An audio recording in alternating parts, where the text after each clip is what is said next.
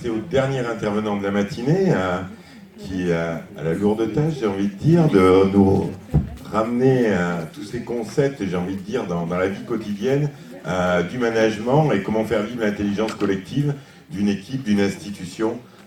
Et donc, on a demandé à Eric Baudet, qui est entrepreneur et expert de l'intelligence collective, qui crée des groupes de mastermind, je crois, mais qui va nous expliquer comme tout cela pour arriver justement à cette vision assez pragmatique, parce que je crois que il faut qu'on ait toujours cette vision et du sens et du pragmatisme. Je vous laisse avoir.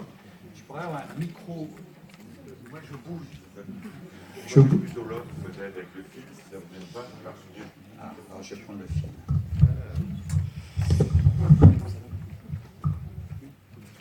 Moi, je suis quelqu'un qui bouge beaucoup.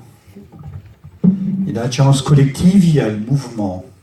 Voilà, ça c'est une première chose. Alors moi déjà, j'ai beaucoup de résonance ici, parce que je suis ici de l'agriculture.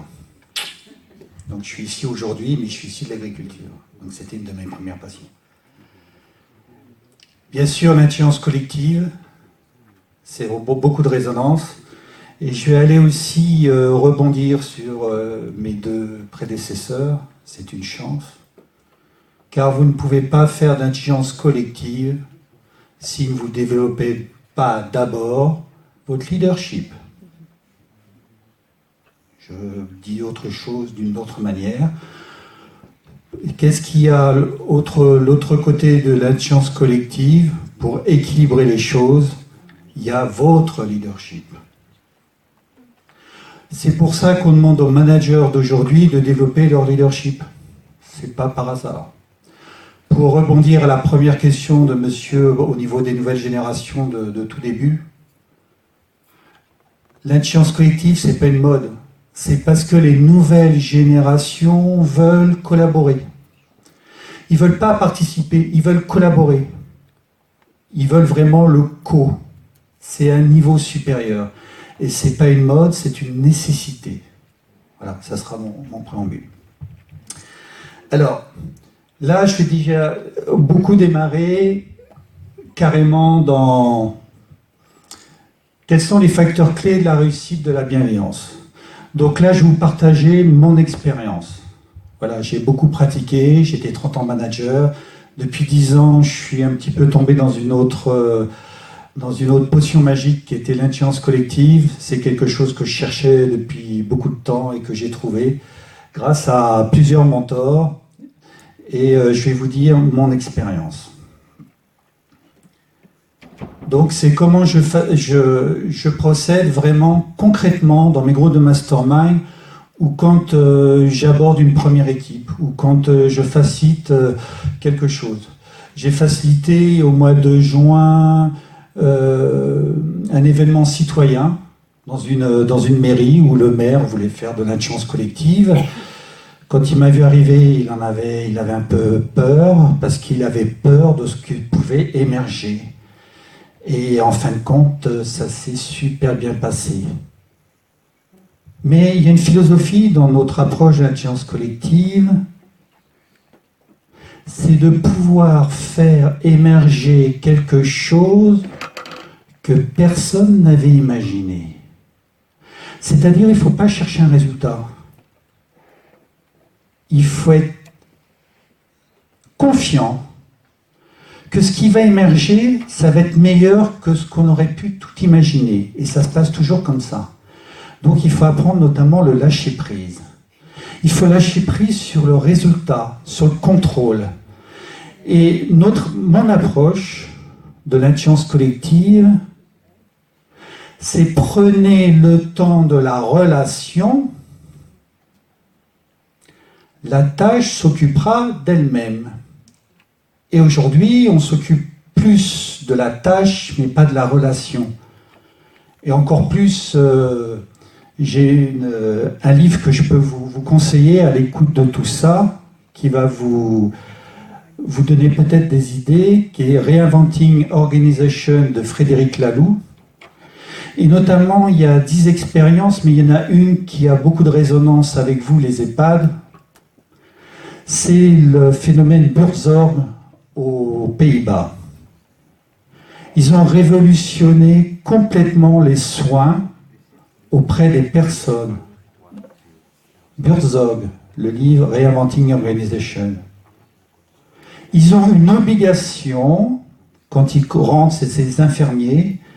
Hein, au départ, il y a pratiquement 90% des infirmiers qui font partie de Burzog, et même Burzog a formé son concurrent, comme quoi ceci est un état d'esprit. Ils ont obligation, les personnes, en arrivant chez les personnes qui doivent soigner, de prendre 15 minutes pour prendre le café avec eux. La relation. La relation, est-ce que j'ai... Oui. La relation et la relation. Donc ça, c'est une des premières choses. Une de mes premières philosophies. La deuxième chose, mon prédécesseur en a parlé, c'est que ma performance aujourd'hui, elle est née de 50% de mon intuition, de 40% de mon intelligence émotionnelle, et après, lui, le cognitif, c'est 10% de ma performance. Aujourd'hui, si vous voulez gagner des gains de productivité, vous en avez plein. Plein. Il faut juste aller chercher les trésors où ils sont. L'intelligence émotionnelle, c'est la plus grande amie que vous ayez en vous. L'intelligence émotionnelle, c'est quelque chose qui nous a permis de survivre. Et ça, c'est important.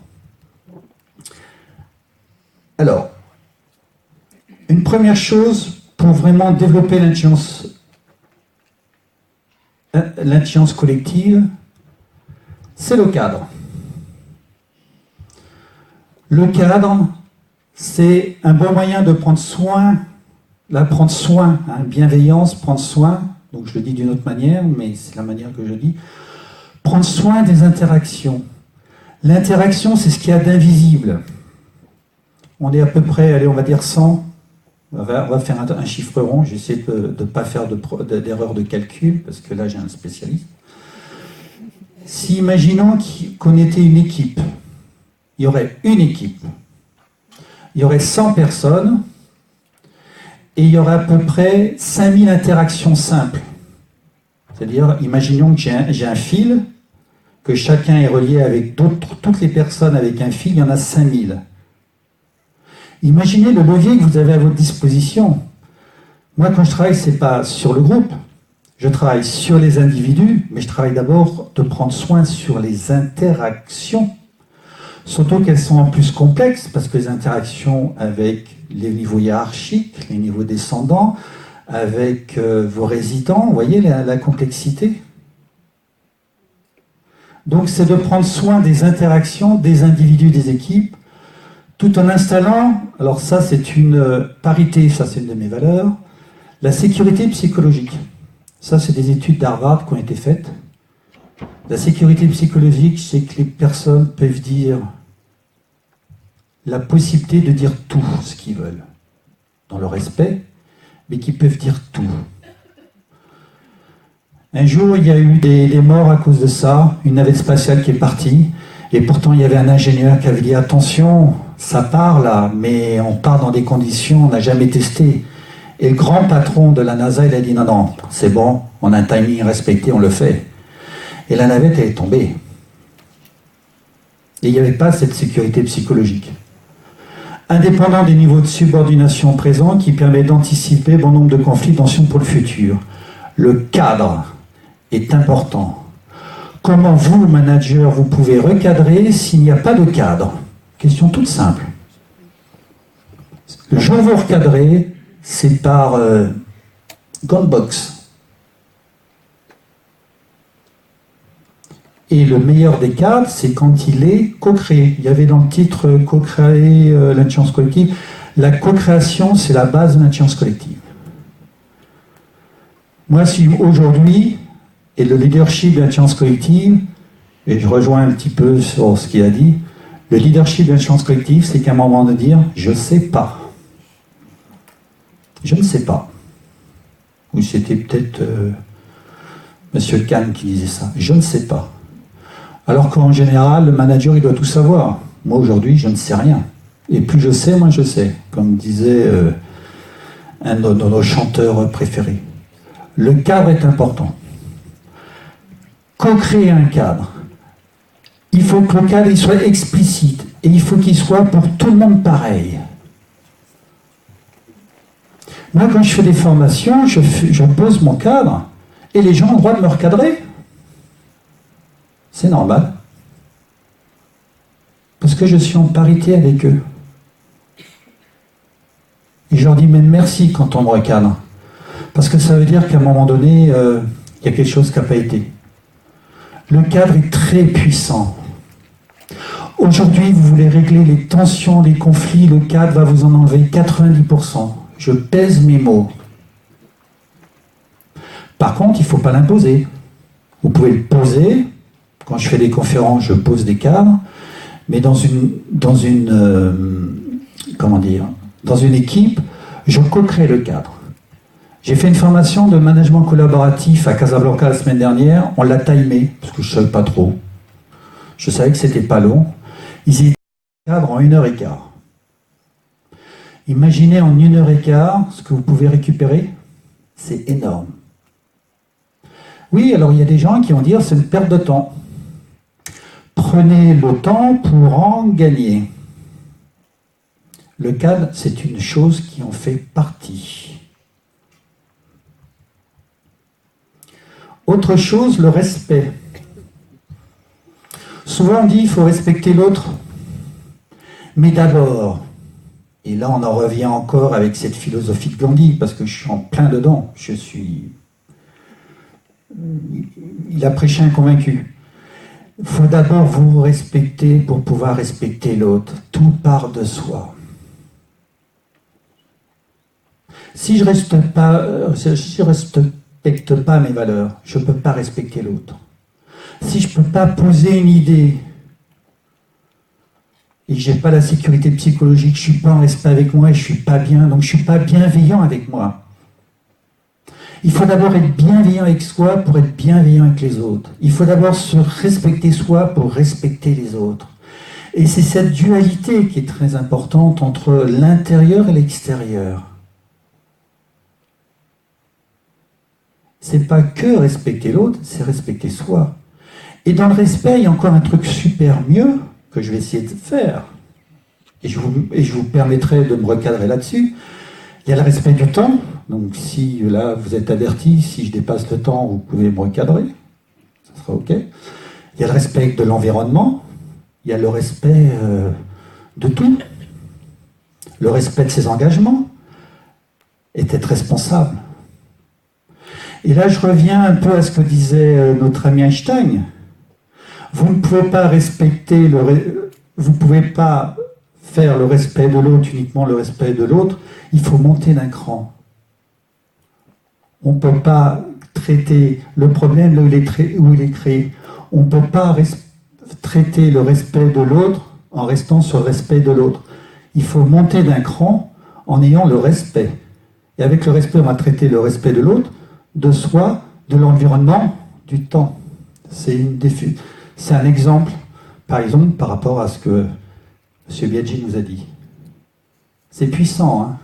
Donc là, je vous mets en pratique ce que Einstein disait. J'ai une autre aussi approche de mon maître, qui est Robert Diz, qui dit on ne peut pas traiter un problème où il s'est créé, c'est un niveau supérieur. Donc là, je vous mets l'approche de Robert Diz et puis celle d'Einstein. Donc le respect de soi et de l'autre. L'accueil. J'ai entendu intégrer, quelque part, je ne sais plus où, c'est un niveau supérieur, c'est inclure. Prendre le temps d'inclure les nouvelles générations. Inclure le cadre. Il faut que le cadre il soit inclus dans les nouvelles générations qui arrivent. Ça, c'est important parce que c'est une manière de leur donner du sens. Au-delà d'une simple intégration, pour donner du sens à la tâche, de l'utilité. Aujourd'hui, dans les entreprises, on va dire entreprises libérées ou SARA, il y a, pour les managers, la règle des 5 C. Des 5, C comme la lettre C, comme Catherine. Vous savez ce que c'est? La règle des 5 C, c'est quand c'est comme ça. C'est-à-dire, s'ils ne comprennent pas, ils ont ordre de ne pas faire leur tâche. Et un jour, dans un processus très important au niveau de la pharmacie, dans un produit pharmaceutique, la création, il y a un opérateur qui dit « Mais moi j'arrête, ça ne sert à rien cette tâche. » « Mais non, c'est un contrôle qualité, vous ne vous rendez pas compte, il ne faut surtout pas ne pas y toucher. » Ils ont réfléchi, ils ont compris, ils se sont aperçus que ça n'avait plus de sens. Ils l'ont enlevé. Quand il y a eu le contrôle de la fédération, enfin, au niveau de la pharmacie, ils ont dit « Mais vous avez raison d'enlever ça, ça n'avait plus de sens. » C'est qu'à un moment donné, il faut se reposer en disant on l'a toujours fait. Moi, j'étais dans une génération, on disait « Cherche pas à comprendre, Eric, fais ça, et puis cherche pas à comprendre. » Aujourd'hui, c'est fini avec les nouvelles générations. Donc déjà, je cherchais à comprendre, de toute façon. Bon, il suffit qu'on me dise qu'il ne faut pas le faire, qu'il faut que je le fasse. Donc, il faut que je creuse. Donc ça, c'est un petit peu français. Mais ça, c'est important, si je reviens, d'inclure ces nouvelles générations et de comprendre un peu leurs valeurs. Moi, à 20 ans, j'avais une valeur qui était l'argent. Aujourd'hui, ce n'est pas l'argent, ma valeur. Et ça, c'est normal. Les valeurs, elles évoluent au règle du temps. C'est normal. Elles vivent, les valeurs. Moi, aujourd'hui, mes valeurs, eh ben, on en revient un petit peu à ce qu'ont dit mes prédécesseurs, c'est l'épanouissement, c'est donner un sens à ma vie, c'est être heureux, c'est d'être épanoui. Et pour cela, je fais épanouir les autres pour être épanoui. C'est d'abord de faire d'abord pour les autres avant de recevoir. Et là, on a les phénomènes de réciprocité que M. Kahn a beaucoup donné. D'abord donner pour recevoir, mais il faut qu'il y ait une réciprocité, il faut qu'il y ait un équilibre. Accueillir, c'est aussi être en capacité d'accueillir ses émotions. Hein? Émotions, d'être en capacité d'accueillir des nouvelles idées, complètement différentes, les plus farfelues. La sagesse, c'est d'être en capacité d'accueillir des idées diamétralement opposées sans avoir une intention de changer l'autre. Parce que souvent on a nos idées, mais on veut le changer l'autre. On veut qu'il change d'idée. Non, la sagesse, c'est être en capacité d'accueillir des idées, d'écouter des idées sans jugement, sans présupposer, sans préjugés. Quatrième Toltec, hein, sans préjugés. C'est ça la sagesse. Pour aller après, au-delà de l'intelligence collective, il y a la sagesse collective. Bon, ce qu'il y a en ce moment, on a tendance à voir plutôt de la connerie collective plutôt que de la sagesse. Ça, c'est beaucoup plus facile. Je ne cite personne. L'authenticité. Nous avons fait des études sur l'intelligence collective auprès d'organisations. Alors, il y avait une organisation 440, mais il y avait des start-up, il y avait des gens du privé, il y avait des gens du public, il y avait des associations aussi, parce que moi j'ai fait des choses au niveau de l'associatif. L'authenticité, c'est le facteur maître de l'intelligence collective. Mais l'authenticité, c'est d'abord pas de se mentir à soi. On en revient toujours pareil, interne, externe. C'est pas que de dire que les autres... c'est pas de se mentir à soi et pas être dans le déni. Et parce que je ne me mens pas à moi et que j'accepte comme je suis, je vais pouvoir être authentique vis-à-vis de l'autre. L'authenticité, s'il n'y a pas d'authenticité, vous vrillez le processus. Vous n'aurez pas d'intelligence collective. Parce que si vous n'êtes pas authentique, vous n'aurez pas de sécurité psychologique. Si vous n'avez pas de sécurité psychologique, vous n'allez pas utiliser les synergies, donc les différences. Donc à partir de là, vous allez vous priver de ressources. Et donc ce qui va émerger, c'est ce qu'on appelle de l'intelligence collectée, qui sera 1 plus 1 maximum 2, mais ce ne sera jamais de l'intelligence collective 1 plus 1 supérieur à 3. L'authenticité, c'est primordial. Pour soi, mais aussi pour les autres. Parce que si on n'est pas dans l'authenticité, on est souvent dans 1 plus 1 égale 1. La démocratie, c'est 1 plus 1 égale 1. On est toujours en train de faire des consensus. Nous, je te donne, qu'est-ce que tu me donnes, qu'est-ce que tu me donnes, déjà. On est dans... Voilà. Mais on n'est pas dans le consensus dur, en disant, il y a une idée, j'ai mon idée, il y a une troisième idée qui va émerger. On essaye de faire un truc à moitié qui rentre dans une case, mais on ne sait pas trop, quoi. On est dans la négo. L'intelligence collective, c'est créer quelque chose de nouveau. C'est pas d'essayer de faire de nouvelles choses avec des vieilles recettes. Non, c'est vraiment de créer des nouvelles choses. Mais une chose, pour répondre à Madame, l'exemplarité. Comment vous pouvez changer les autres personnes? Si vous changez intérieurement et par votre exemplarité, vous allez changer les autres. Quand vous avez dans une relation, une interaction, vous changez, donc vous changez de position, l'interaction elle va changer, puisque là, il va y avoir une nouvelle équipe demandée. Si vous voulez changer vos équipes, faites votre travail interne et vous allez voir qu'ils vont changer eux-mêmes. Il faut d'abord changer vous-même. Et ça, mais je l'ai vu. Un jour, j'ai fait une formation et il y avait N plus 1, enfin il y avait N et N plus 1 dans la formation, chose qui n'aurait pas dû arriver. Donc la personne qui m'avait mandaté pour la formation dit « Attendez, il y a un problème, on va dire à la personne qui passe. » Je dis « Non, on accueille. Si c'est là, c'est que ça a du sens. Il y a quelque chose qui a besoin d'être justement traité. » Et le N-1 voulait partir. Je lui dis une chose. Fais-moi confiance. Il ne me connaît pas. Fais-moi confiance. Mais si au bout de ce soir, tu veux partir, tu ne me donnes même aucune excuse. Tu partiras si tu veux partir. Nous avons mis toutes ces choses-là et quelques autres choses en plus.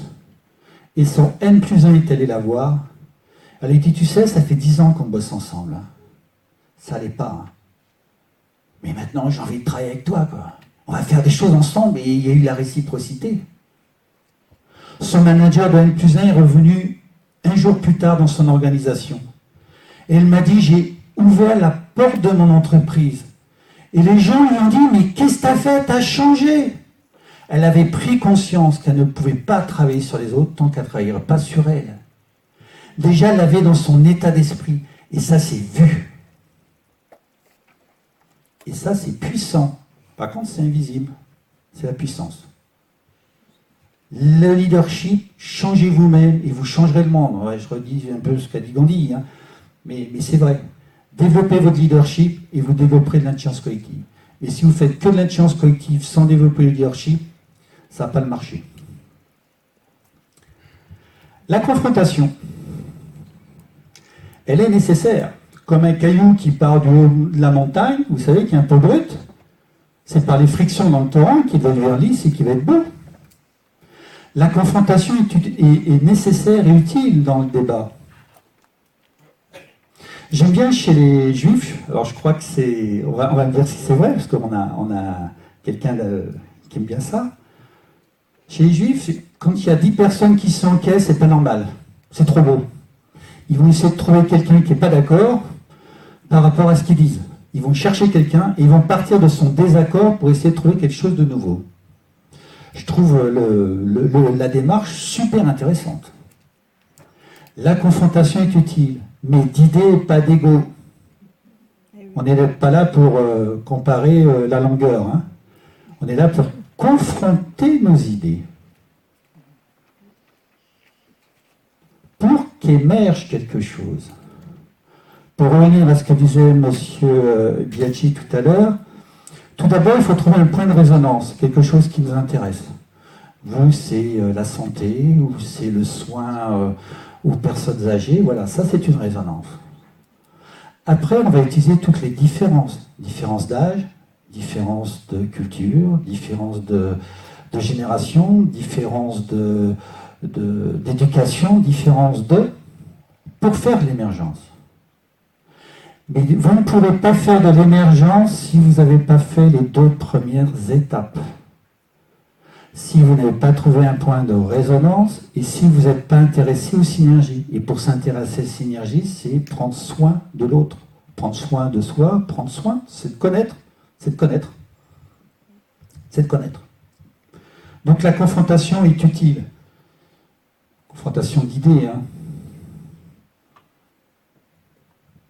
Pas d'ego. C'est pas pour ça que l'ego n'est pas bon. Le leadership qui est au service de l'autre, l'ego est bon. Quand l'ego est au service de soi-même, c'est ça l'égocentrisme. Donc l'ego est bon quand mon ego est d'abord au service de l'autre et de l'autre en retour va nourrir mon ego. L'ego est bon. L'ego au service de soi-même, on n'est pas dans une société. Voilà.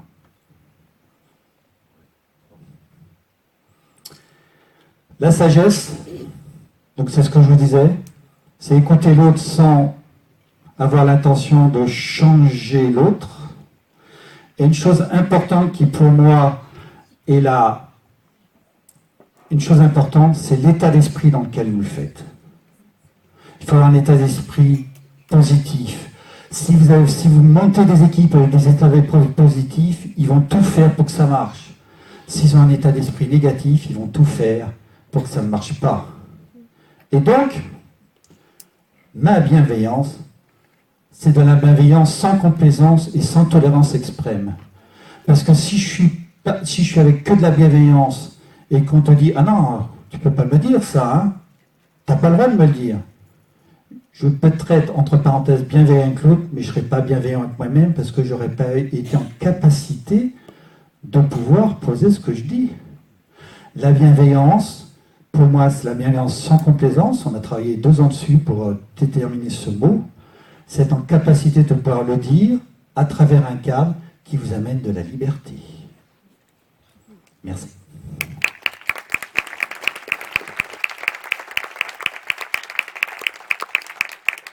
Alors, notre prochaine formation, management collaboratif, elle existe en présentiel, mais maintenant je vais la lancer aussi à distance pour vous permettre de faire cette formation à votre rythme, sachant que vous aurez aussi beaucoup de soutien pendant cette formation. Facilitateur d'intelligence collective en présentiel, facilitateur de groupe de mastermind également en présentiel. Et réussir sa transition professionnelle, ça c'est une formation importante. Car c'est pas parce qu'on a été un bon manager, un bon collaborateur, qu'on sera forcément un bon entrepreneur. Il y a des erreurs à faire, à éviter justement. Et donc là, vous aurez aussi des clés, qu'elles soient marketing, commercial, voire même d'état d'esprit, importantes pour pouvoir réussir. Et après, vous pourrez rentrer dans un groupe de mastermind pour préparer, lancer et booster votre entreprise. Ou, si vous êtes loin, de préparer tout le côté technique, on va dire, et pour réduire la durée du présentiel au minimum.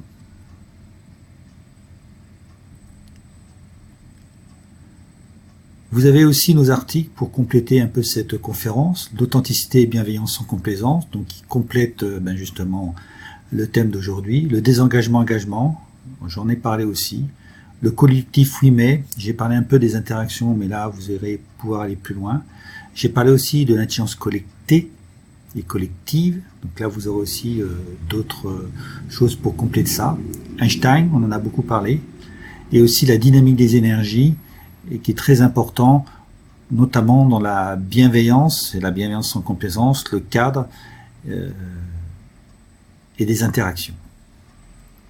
Vous pouvez aussi continuer à avoir des contacts avec moi à travers des webinaires, des ateliers, des conférences. Pour cela, je vous invite à aller directement sur notre page. Elle est systématiquement remise à jour, comme ça vous aurez l'ensemble de nos événements en temps et en heure.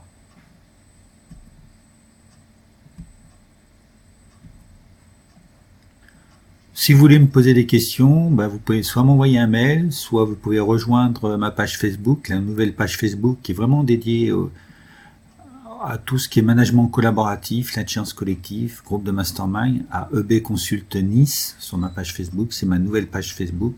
et sur LinkedIn aussi.